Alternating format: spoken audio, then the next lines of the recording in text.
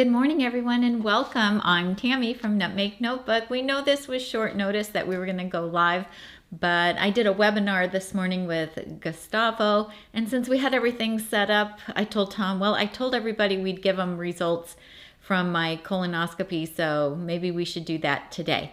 And were you pointing? Yeah, just... I was checking with my cameraman to make sure everything's working. I'm going to adjust your head here a little bit. He's going to adjust my head a little bit because I'm kind of close to the top of the screen, it would appear. So Jessie's here. Thank you, Jessie, for joining us. She is one of our moderators, and she is here to help us. It does look a little crooked. The camera's kind of going like this, if you can see that. A little bit crooked, just a little bit. There we go. That's better. All right. So I think in the last video, the last live we did, perhaps I had told you all that I had had a colonoscopy, and that I would come back and give you my results, which we're going to do today. And then I've also gotten a few emails since I did that video from people in the whole food plant-based community who are going to have a colonoscopy, and they're wondering how I did the prep. And so I want to share a little more about that with you today as well. And I will get a blog post up on this and put links, but everything that I talk about, any links that you need, those can be found in the show notes here. So underneath this video where it says more, if you click on that, then some links to materials and things that I'm going to be talking about. So I just want to give you guys a little bit of background that I went on a whole food plant-based lifestyle. I began in 2013, and in 2014 I had my first colonoscopy. So I was in my 50s then, and I had that first colonoscopy, and I had 6 polyps removed from that colonoscopy. Now back then, they just met with you for a few minutes after you had the procedure to tell you what the results were, and I never heard back about any pathology report from that first colonoscopy. And then because I had 6 polyps removed, then they wanted me to do a colonoscopy like every 3 years. And so I did not do that during the pandemic because I just didn't want to have the exposure of going to a hospital during the pandemic. So it had actually been 5 years since I'd had a colonoscopy. And the previous colonoscopy that I'd had before that, I didn't have a really good clean out. And so he didn't find any polyps, but he also wasn't sure that, if something had been there, that he may have missed it. And so that's just a little bit of background on that. So this time around, I had difficulty with a whole food plant-based lifestyle doing the clean out in the amount of time that the GI doctors were telling me that it should happen. And so I think because of the super high fiber diet and the quantity of food, that I just had a lot of fiber in me, and it just was not a good clean out. And so this time around, I knew about Dr. Bolshewitz, and there is a link down below the video where you can go to his website and you can download this PDF all about a clean out for a whole food plant-based lifestyle in preparation for a colonoscopy. So I downloaded this and printed it off. This is a more in-depth one than he has on the Forks Over Knives website. So if you Google Dr. B's smooth colonoscopy prep and quick recovery, then that will take you to his website, but we do have the link down below for you. And so Dr. B he is a GI doctor. He does colonoscopies. He has a couple of books out. I've also linked to these for you as well. And he is all about gut health and gut biome and eating a lot of high fiber foods in order to keep your colonoscopy healthy.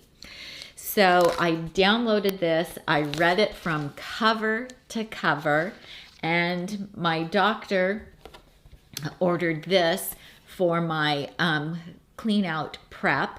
And Dr. B talks about the different medications and preps that you might be prescribed for your clean out. I have to say that this was the easiest, least gaggy one that I have done.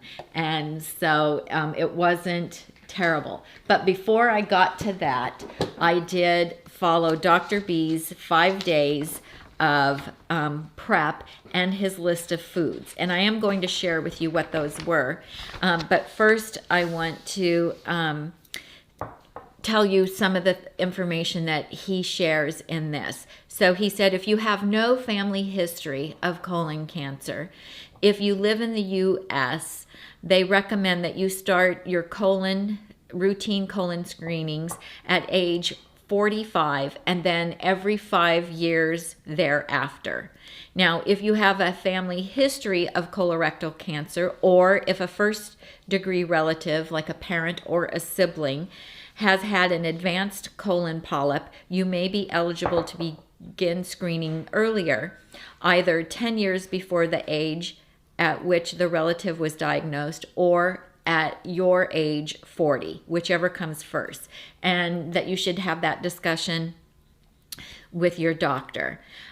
He says, if it all seems a bit scary, let me reiterate the good news that colon cancer is largely preventable if a colonoscopy is performed prior to the development of colon cancer. How colon cancer presents. This is really important. It's not like you go to bed one night without colon cancer and wake up the next morning with colon cancer. It's not like the flip of a switch. In fact, colon cancer develops pretty slowly over the course of numerous years, and that's why routine screenings are so effective at preventing it. He says, we can see it coming from a mile away, assuming you let us look for it, of course. Colon cancer starts as a polyp, basically an abnormal tissue growth, 1 millimeter or smaller in diameter. And at this early stage, the polyp is not cancer. However, it is still precancerous. So it's definitely something a GI doctor would want to monitor. Colon polyps grow slowly over time, and the larger they become, the likelier they are to become cancerous. For reference, an average-sized colon polyp is about 4 millimeters across, and it's at that size that it's still years from becoming a threat, but once a polyp gets to be 10 millimeters across, it's considered an advanced, which means that an advanced adenoma, I'm probably not saying that right, which means that it's further along the path leading to colon cancer. We think that it takes about 15 years for a polyp to grow from its original minuscule size to the point that it becomes cancerous. So I just think that that's really good background information for you. And so he addresses in this PDF that you'll download and print the risks of a colonoscopy, the risks of not having it and allowing those polyps to turn into cancer is much riskier. So he has 7 steps for having a good clean out colonoscopy. He himself has had a colonoscopy and he did this prep, and so he's talking not only as a GI doctor, a whole food plant-based GI doctor, but also as a whole food plant-based patient. So I think that's very helpful. So he recommends a low fiber diet for 5 days. He says fiber isn't categorically the enemy, and it does help us to poop, but the problem is that the insoluble fiber, the skins on the veggies, the legumes and the greens, isn't absorbed, and therefore it must be swept out of the colon prior to your colonoscopy. This can take a few days to wash out, which is why we want to go on a low insoluble fiber diet. He says, I still include smoothies and soups because when you break down the fiber adequately, especially the skins, then it's not an issue. But on the flip side, avoid salads during this time. So the list of foods to avoid: most raw plants, fruits with skins, particularly apples, dried fruits, veggies with skins, particularly peppers, legumes, corn, multigrain cereals and bread, nuts and seeds. That's the list of things that you are to avoid. What do you get to eat? White rice, white pasta, peeled white potatoes, cream of wheat, cornflakes, tofu, avocado, beets, asparagus that's cooked, the tips of asparagus, cooked mushrooms, peeled and cooked carrots, cooked green beans, ripe bananas, peeled apricots, a very ripe cantaloupe or very ripe honeydew melon, ripe papaya, and ripe peeled peaches. And then you can have coffee, tea, plant-based milks, and juices. So I did follow that protocol with him. And Tom, I'd like to show the folks the food that I ate. Let's start with the very first slide. So in this, I'm showing you that that's Dr. B's colonoscopy prep and quick recovery. That is some soft, moist wipes for my tush, extra soft toilet tissue paper. You're going to need that, trust me. And then my prep that my doctor ordered. And then my doctor also had instructions that were mailed to me or emailed to me about his recommendations for the prep and how he wanted me to administer the prep. And so I had those. And so what I did is 5 days out, I prepped my food. So Tom, I want to go with that next slide there. Let me get it. He's busy chatting with you guys. Well, I'm right in the chat. Okay, so I could have tofu. So I took some tofu, and I can't remember if I used Date Lady's barbecue sauce or if this was Well Your World. So I just took my tofu, firm tofu, I cut it into slices, I just spread the barbecue sauce, SOS-free barbecue sauce on it, and I baked it for like 400 degrees, and I think I did it for about 30 minutes. And so then we'll go to the next slide. I cut up a honeydew melon, a ripe one. It wasn't very tasty. I really didn't enjoy it, but it was something to put in my tummy. Next one. And so here's a meal, and I had this a lot. And so it was the barbecue tofu, and then I was able to buy canned green beans without any salt. And then I just had some potatoes that I steamed, and I, had peeled the skins off. And this was a frequent meal. I put some yellow mustard on it. And of course, you could eat as much of this as you need or want to stay full. Next slide. So also, we made a big batch of white rice, and I had some tofu that I just baked with a little bit of coconut aminos and balsamic vinegar and some hickory smoked balsamic vinegar from California Balsamic, and some black pepper, and I just cubed it and marinated it and then baked it like at 400 degrees and till it looked done. And I ate a lot of potatoes, you guys. A lot of potatoes, white rice, tofu, and there's that honeydew melon again. Next slide. Okay, so then I got tired of that, and so I made a big pot of my garlic mashed potatoes, and I used my oven roasted garlic because, you know, it was real creamy and buttery and had a lot of flavor. Then I did have the carrots, you know, just cook them until they're almost mush. And then I had a bunch of mushrooms, and so since I could have mushrooms, I made a gravy. And I didn't write down what I did, but I just used some vegetable broth and diced up the mushrooms, and I did a little bit of onion powder and garlic powder in it. No herbs because I didn't want anything that was going to stick to my intestines. And I did use a little bit of cornstarch to thicken it. And boy, was that good. So I put it over my green beans and my carrots and the mashed potatoes. And I ate this a lot as well. It was so good. We take our grandkids to soccer practice, and that's during an evening meal. Oh, back to that photo, Tom. Oh, okay.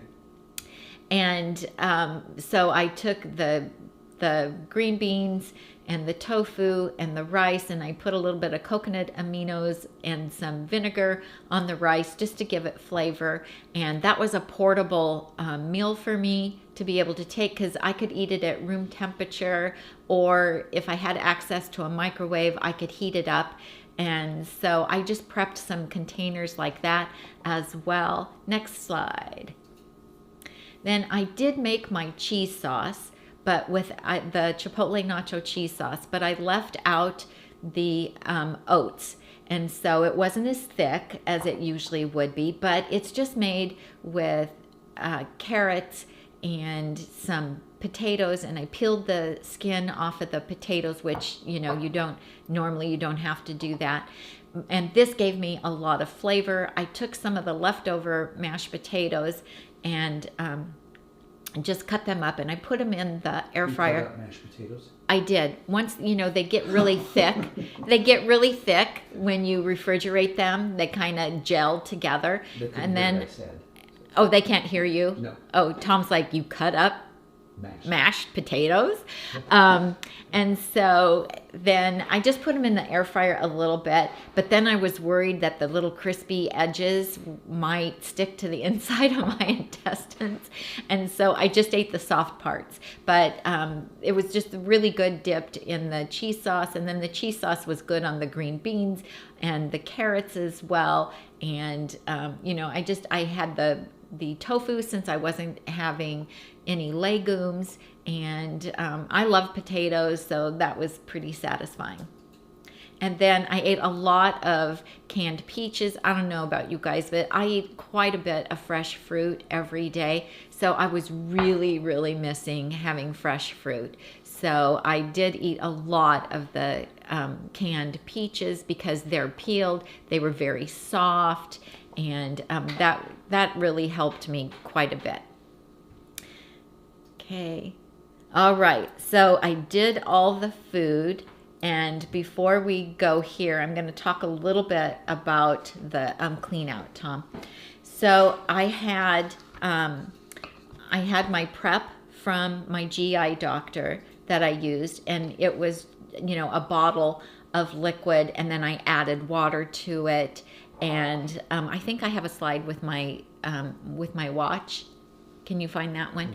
And I would have to drink so much of the liquid within a certain amount of time. Maybe we didn't put that in the...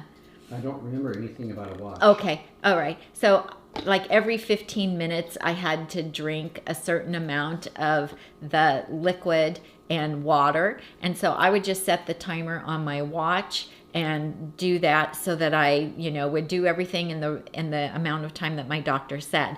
In addition to that, did you find it? Yeah. I don't know why it's spinning. It's just spinning on there.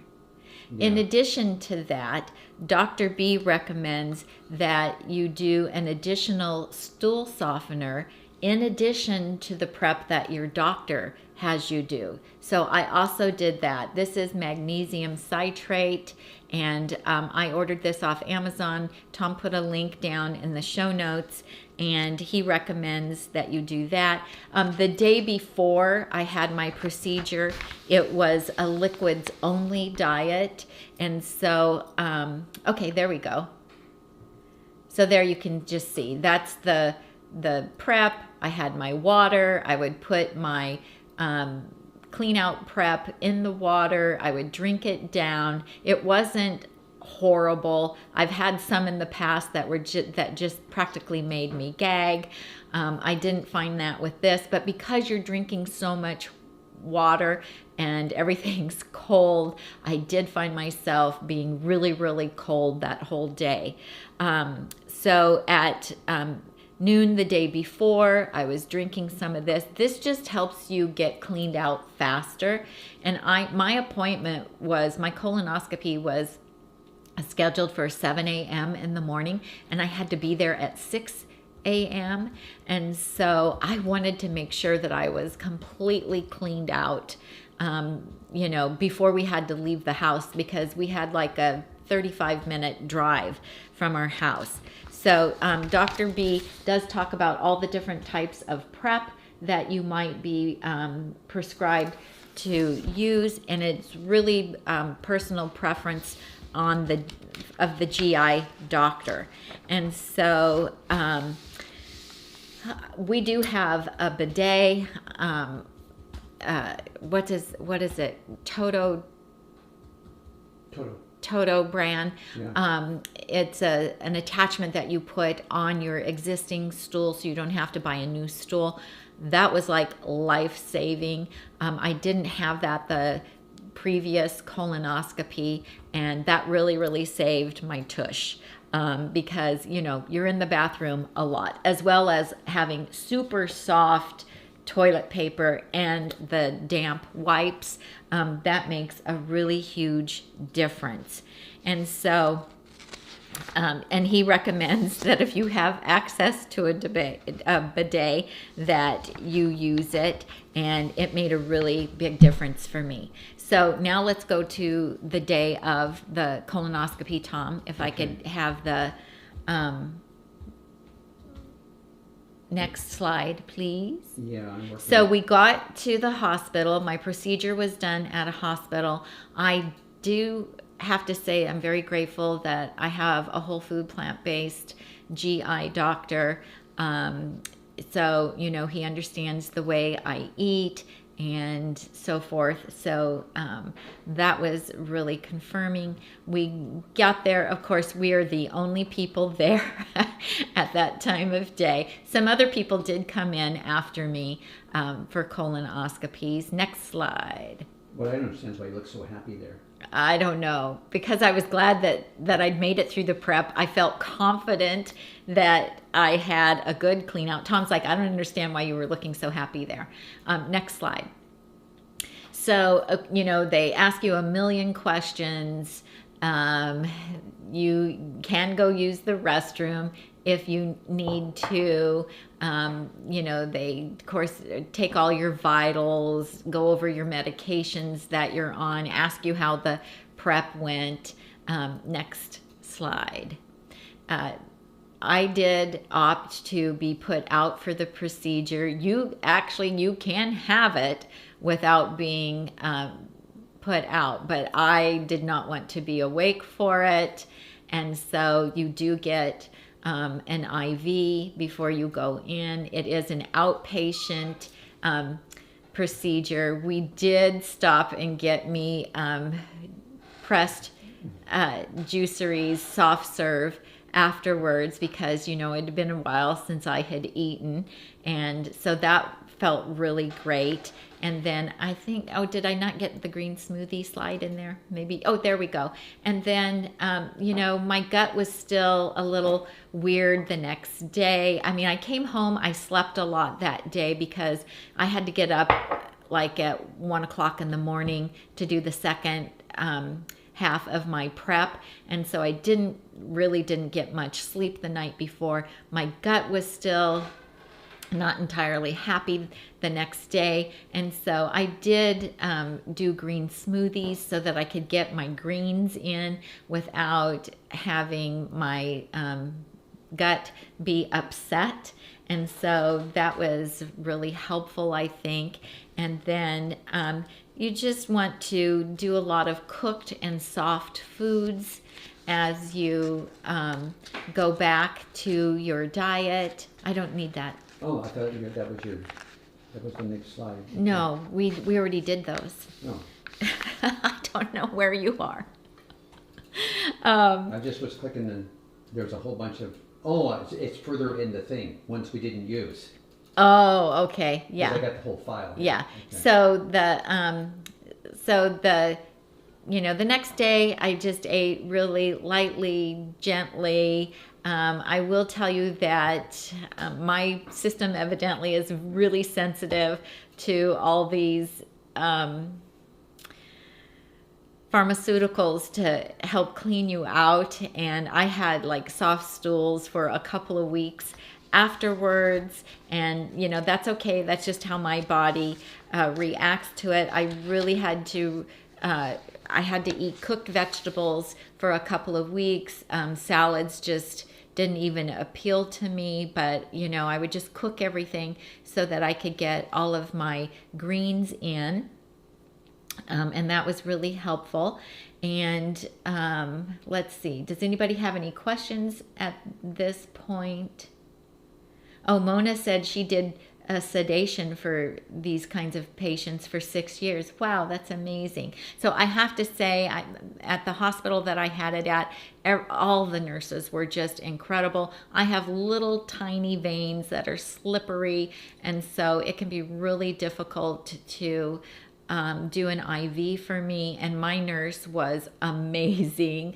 She went and got like a little child's needle, and she was able to do it on the first take, which was really wonderful because I've had nurses try multiple times before, and you're about ready to pass out before they get it done. So the procedure only really lasts about 20 minutes and you're done.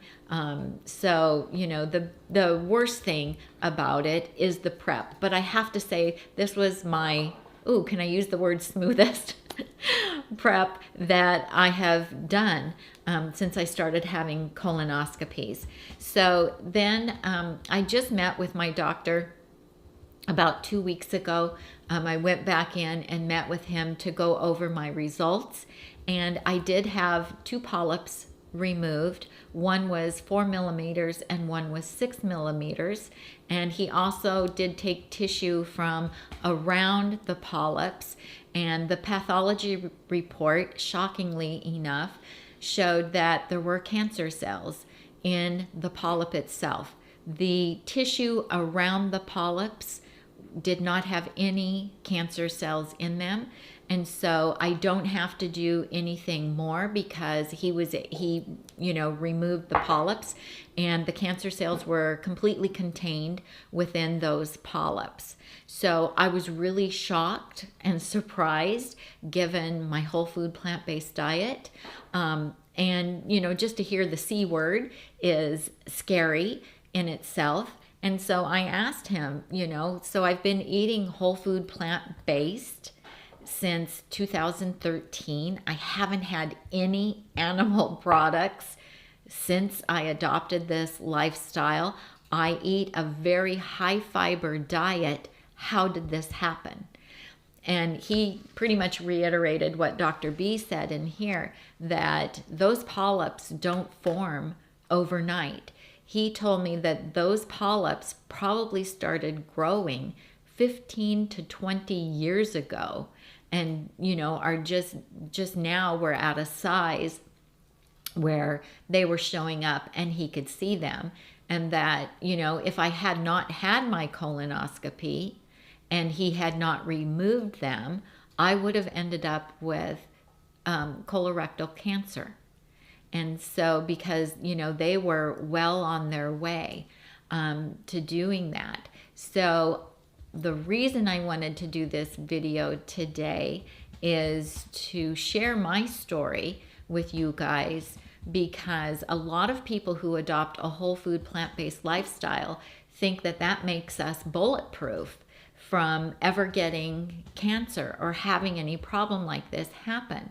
But those cancer cells could have formed well long before you decided to clean up your diet, just like they did for me. Because, 5 years ago when I had a colonoscopy, they didn't find any polyps then, and then all of a sudden these two showed up. And I feel like I'm a pretty clean eater because I'm not out there eating junk food, and I eat more than a pound of vegetables every day. I probably have 2 at least pounds a day. And so I was really shocked.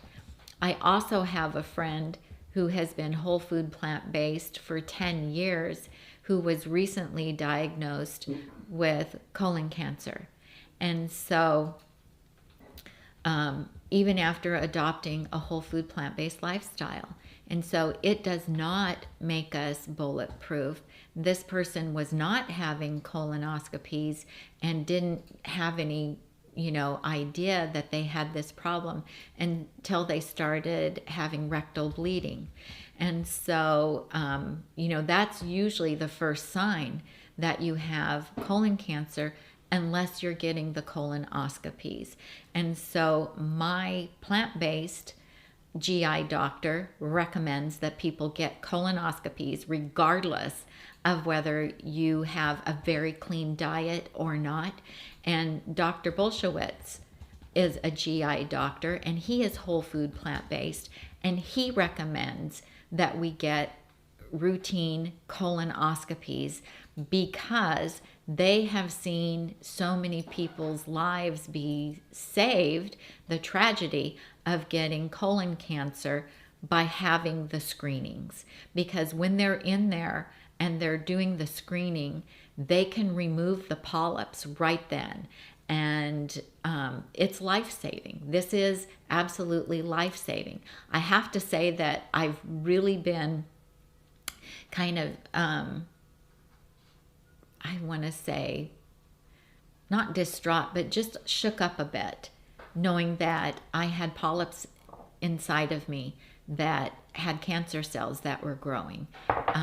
It was like, oh my gosh. So I am super grateful that I had my colonoscopy. I'm super grateful that those polyps were found and removed.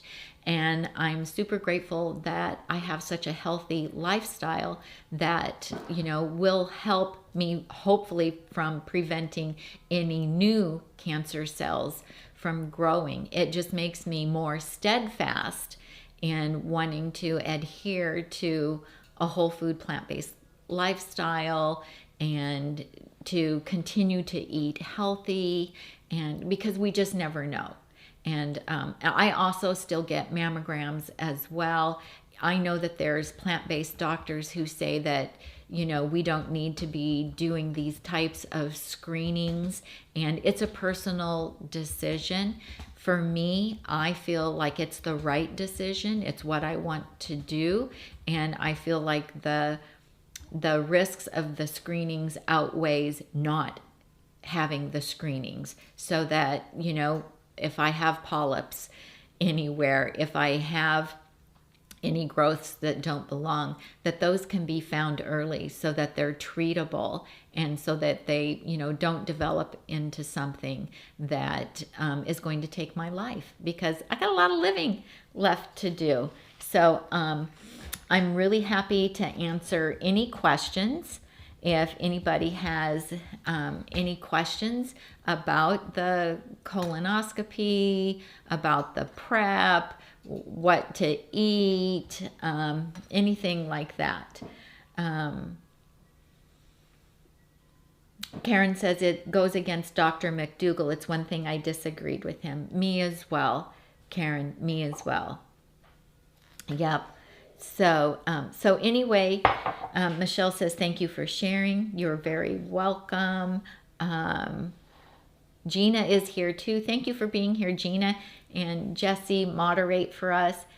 Thank you guys so much for being here. I really, really appreciate it. So everyone has to, take charge of your own life and decide what you want to do with this. But I just wanted to share what I did, and I hope that it's helpful for anyone here. So Tom and I have been whole food plant-based since 2013, and his last colonoscopy was about 1.5 years ago, and you had one polyp. He had one polyp removed. Was it? Did you have one polyp removed? There's one polyp. I don't want to talk off camera. You don't? We'll come around. Okay. I didn't know what you were doing, why you were going like this. Like, what did that mean? I don't know. I don't know your sign language. I didn't want to break the YouTube rules and be talking off camera too much. Okay. So, it was one polyp in a rashy area, he said. Right. Yeah, and I mentioned I was talking in the chat just a little bit. He's kind of like, no big deal. I've got this thing. I don't really exactly know what that is, but it doesn't look like a big problem. And then there was one little polyp, 2 millimeters or 3 millimeters they took out. And then I never saw anything like yours did, where it said that there was precancer cells in the polyp. I didn't remember. I'm going to go back and reread it. What really didn't set well with me was, he said, well, the good news is you never have to have one again. And I thought, well, why would that be? Because you had something removed. Because you just found something. So shouldn't we check that in, 5 or whatever, however many years? But he was like, nope, you never have to come back. So that's just, Medicare and an age thing, that they're not going to invest resources in preventative health care for people over age 70, I guess. So I was looking online, and there's the, I'll name a term because I have this one in my head, the Cologuard, where you can send in the little sample. Yes. and kind of keep an eye on things that way for a much reduced cost, especially if it's out of pocket. Or I think Medicare may cover that as a preventative, but not a full colonoscopy. So anyway, that just kind of took me by surprise that he said you don't have to have another ever one. Come back again, because you'll probably live 10 or 15 years more, no problem. Even if you have, he didn't say that, but it was like inferred. So anyway. So Mona says, I had one polyp and it was removed, and was told due to my age I wouldn't need another one. What did your doctor advise? My doctor advised that I have another colonoscopy. But she's younger than I am. I know, but still. And I'm 65. So he wants one in 3 or 5? First he said 3, but then he said, no, let's do 5. So because, I had a very good clean out, he was able to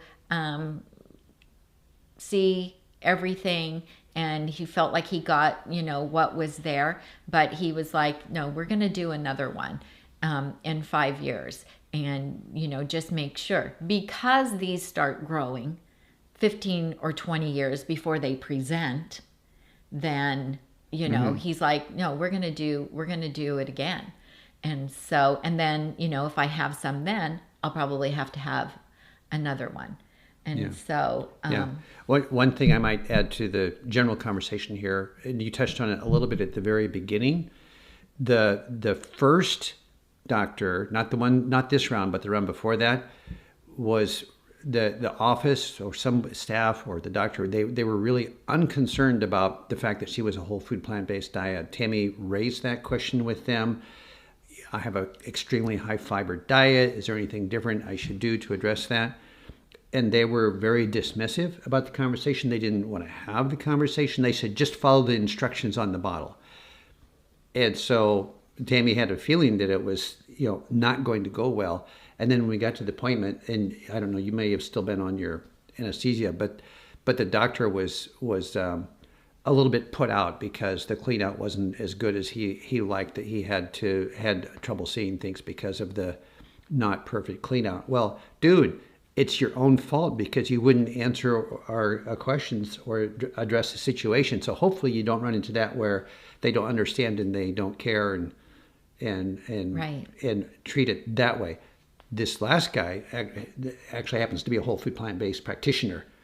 He was very aware of the high fiber diet, so and set up the prep accordingly to address that, as well as Tami's research with Dr. Bolshewitz and his stuff. So between the two, it was you were perfect. very successful. Yeah, I was very successful. Yeah, and I was glad that I did Dr. B's additional recommendation with the magnesium citrate, and followed that, and then and also adhered to the low fiber diet for 5 days prior.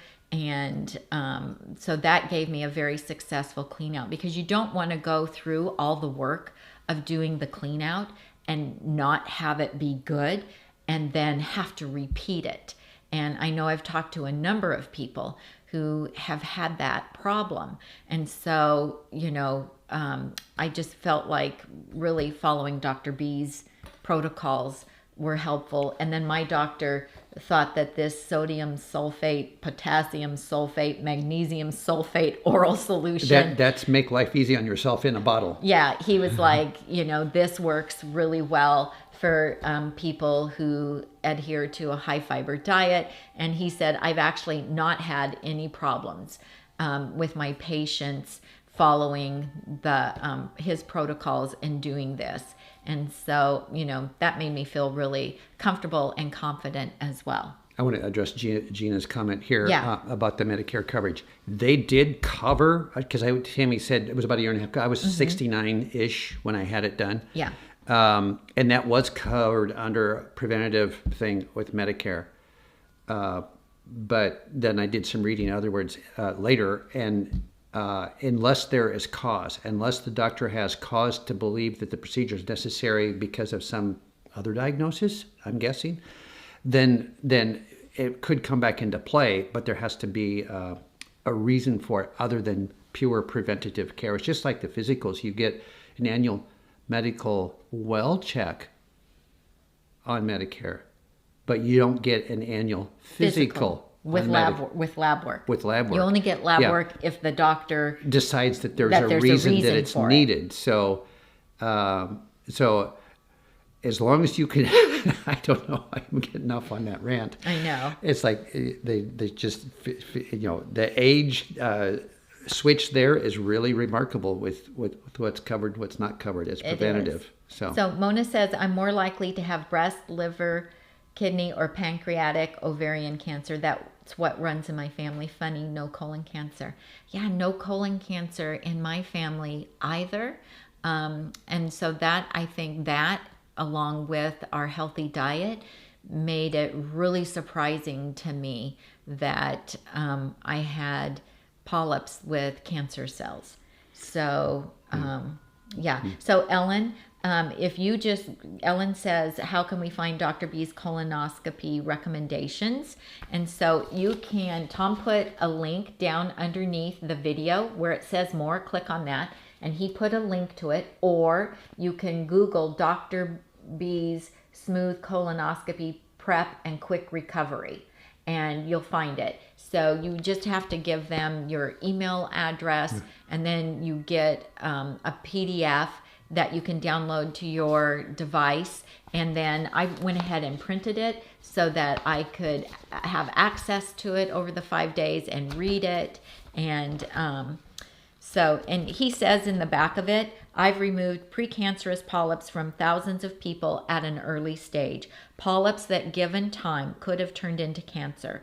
I've removed large polyps from hundreds of people, ones that covered large parts of their colon or that looked like a golf ball, ones that were towing the line of becoming cancer. Those conversations were easy. This is going to feel a little scary, but I want you to know that this is absolutely the best news I could possibly give you. You almost had colon cancer, but we removed it. You are safe. You don't have cancer. Coming for this colonoscopy was the best choice you could have made. I read that and I feel like, oh yes, I am just so glad that I had my colonoscopy and that I had those polyps removed. 10-minute bottle. So, so far as the links conversation, the little Amazon link to this, that's where we got this, is off of Amazon. It was easy to find there. Yes. And then I also linked both of the books that Tami was showing from Dr. B are also down in the links. So this one was a little interesting to find, but we did find it on Amazon. So everything is linked down below. Ellen says, thank you. My husband has colon cancer and I wouldn't wish it on anyone. I'm so sorry, Ellen. Prayers and thoughts for you both. It's not a fun thing. So. Okay. All right. Are we at, I don't know what time we're at. You don't know what time we're at? Yeah. So anyway, you guys, I just want to thank you for joining us today. I think it's really important information. I do believe it's important to have our screenings. Being plant-based does not make us bulletproof. I know several plant-based people in the community over the years who have been diagnosed with various types of cancer. And like the doctors tell us, those cancer cells started growing long before we adopted this healthy lifestyle. So, give it a good thinking through about what screenings you're willing to have or think that you should have a discussion with your doctor about it, and make the choice that's best for you. So Kay Paris says, can you share the name of the prep your GI doctor had you take so that we can ask for that, please? So this is sodium sulfate, potassium sulfate, and magnesium sulfate oral solution. Let's go ahead and hold it close up to the camera. It's a Suprep bowl. Here, you can hold it up to the camera. And then Dr. B. Where does it say that? On the label. But you want to cover my personal information. Okay, yeah, this is just your name. Suprep. See if I can. It's 16 ounces of liquid plus 32 ounces of water the night before. So the evening before my colonoscopy, I did that.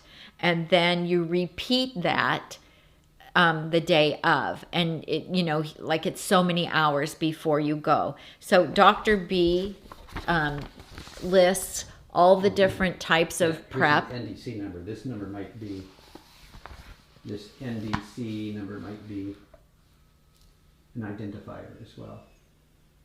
Yeah. So Suprep, SUPREP is what it says on the prescription label. Yeah, this is generic for Suprep bowl prep kit. Yeah. And it did not taste really bad. It wasn't horrible to do. You have to drink the 16 ounces of the Suprep plus 32 ounces of water. And I had to do that within 1 hour. And so that's why I just set my timer on my watch for every 15 minutes so that I could get that all in. But, and every GI doctor seems to have their favorite prep that they like. This was the first time that I had this one. Before, I can't remember the Go Lightly or something. It was a big jug of stuff that we had to drink. So anyway, any other questions? Gina says, I figured even if I had polyps, imagine how much worse they would have been if I wasn't whole food plant-based. Absolutely, Gina. That's a really good thought. And I have that thought too, that, those 2 polyps hopefully were slow growing. And when I was not whole food plant-based, I had 6 of them removed. So I feel, fortunate that I only had 2 of them. Okay. Oh, and Jesse put it in the notes too. Suprep bowl prep kit. Yes. Thank you, Jesse. I appreciate that. Ellen says, I've been whole food plant-based, no oil for 6 years and gluten-free since 2005. My husband is about 50% whole food plant-based. There are residual issues from radiation that make it nearly impossible for him to be whole food plant-based. I'm so sorry. And let's see. Yeah, Jesse's right. At least being 50% whole food plant-based is amazing. And so that's great.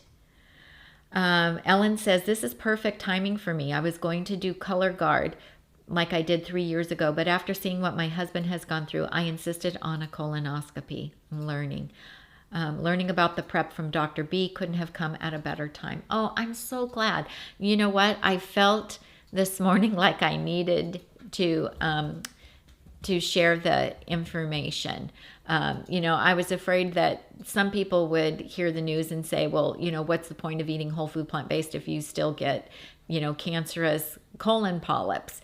But then I decided, you know what, I need to share this information because this information might help prevent someone from skipping a colonoscopy and being able to catch the polyps before they are a problem.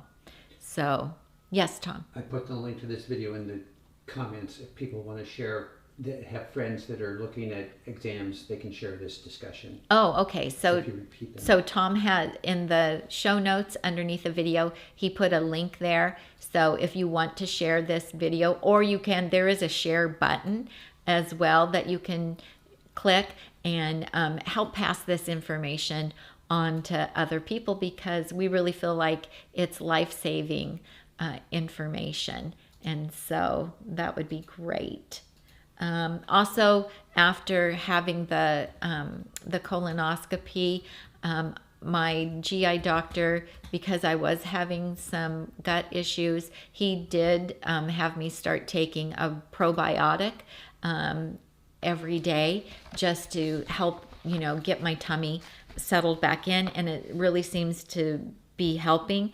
And so what he recommended was one that's called Kyodophilus. So KYO-DOPHILUS.